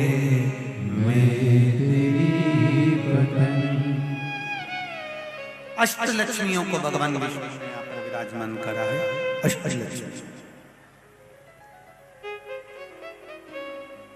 थोड़ी देर बाद मणिकर्णिका के घाट पर भगवान देवाधिदेव महादेव शिव कुंद कैश्वर के रूप में प्रकट हो गए।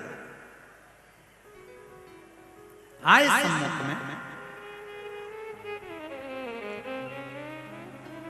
मांगो नारायण, आज आपने मेरी पूजन अर्चना करी है, क्या मैं आपको दूं? भगवान विष्णु ने कहा केवल स्वप्न में भी अगर दर्शन करूं तो आपका करूं, अगर मुझे स्वप्न भी आए और स्वप्न में भी अगर दर्शन करूं तो आपका करूं। और शंकर भगवान कहते हैं नारायण, मैं भी यही चाहता हूं कि आप मेरे हृदय में सदा विराजमान रहें।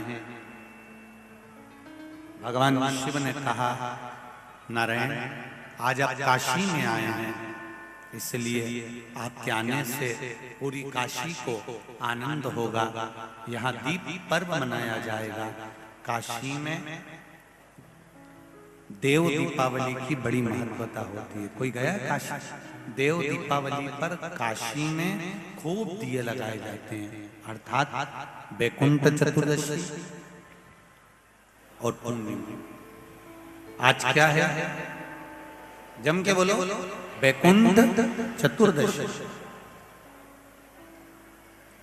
भगवान शिव जी ने कहा नारायण, केवल इतना सा वर दीजिए, व्यक्ति हमेशा अपने कर्म के अनुसार स्वर्ग का भोग भोगता है, बैकुंठ का भोग भोगता है, पर बैकुंठ चतुर्दशी का दिन केवल ऐसा रहे, एक दिन बैकुंठ का दरवाजा पूर्ण तरह से खुला रहे, कैसा भी पापी से पापी जीव भी हो, शिव और नारायण का नाम लेकर बैकुंठ में प्रवेश कर जाए, ऐसा वर शिव। सबसे निवेदन है, बड़े आनंद के साथ में अपने घर में बैकुंठ चतुर्दशी का स्मरण करो। लड्डू गोपाल पर तुलसी दल और भगवान शिव पर बेलपत्री चढ़ाओ। चढ़ाकर थोड़ी देर रखने के बाद में जब रात्रि का समय हो, अगर ज्यादा रात तक नहीं जग सको 10-11 बजे तक, तो 9 बजे भी कर दोगे चल जाएगा। पर है इसमें निशा का वर्णन, मतलब 11 बजे के बाद ही चढ़ाया जाता है और ब्रह्म मुहूर्त के पहले। वैसे तो रात्रि के समय चढ़ाया लगभग आधा घंटा पौन घंटा चढ़े रहने दो, उसके बाद में आपको बेलपत्री जो आपने चढ़ाई है, ठाकुर जी को तुलसी, भोलेनाथ जी को बेलपत्र, रात्रि को आधे घंटे के लिए हरिहर मिलन जब कराओ, एक घी का दिया लगा दीजिए, भगवान को विनती करो, श्रीमन नारायण का जाप करो, फिर श्री शिवाय नमस्तुभ्यम या ओम नमः शिवाय का जाप करो, या महामृत्युंजय का जाप करो, पंचाक्षर षडाक्षर मंत्र का जाप कर कर तुलसी दल उठाकर भगवान शिव को जब चढ़ाओ, तब श्रीमन नारायण या ओम नमो भगवते वासुदेवाय राम नाम कृष्ण नाम का जाप कर कर शिव जी को समर्पित कर दो। शिव जी की बेलपत्र उठाकर श्री शिवाय नमस्तुभ्यम बोलकर या पंचाक्षर मंत्र ओम नमः शिवाय षडाक्षर मंत्र ओम नमः शिवाय बोलकर उस बेलपत्र को भगवान लड्डू गोपाल पर या शालिग्राम भगवान पर या भगवान विष्णु पर, जो भी आपके यहाँ, अगर किसी के यहाँ पर मूर्ति नहीं है तो चित्रपट पर भगवान विष्णु का चित्र हो, फोटो हो, कृष्ण का फोटो हो, राम का फोटो हो, शिव का फोटो हो। जरूरी नहीं कि आपके यहाँ अगर मूर्ति नहीं है तो आप मूर्ति खरीदने बाजार चले जाओ। चित्र है, उस चित्र पर भी दिल से समर्पित कर कर उस बेलपत्री और शहद, बेलपत्री और तुलसी दल को रखिए। अगर साल भर वैसे ही रखना है किसी कार्य के लिए तो वैसे रखो, और अगर बच्चों के लिए तैयार कर रहे हो तो उसको शहद में डालकर रखकर बच्चों को अवश्य उसको चढ़ा। विद्वत्ता के लिए, बुद्धि की, आनंद की ऐसी सुंदर हरिहर मिलन है ये। हरिहर शिव महापुरुष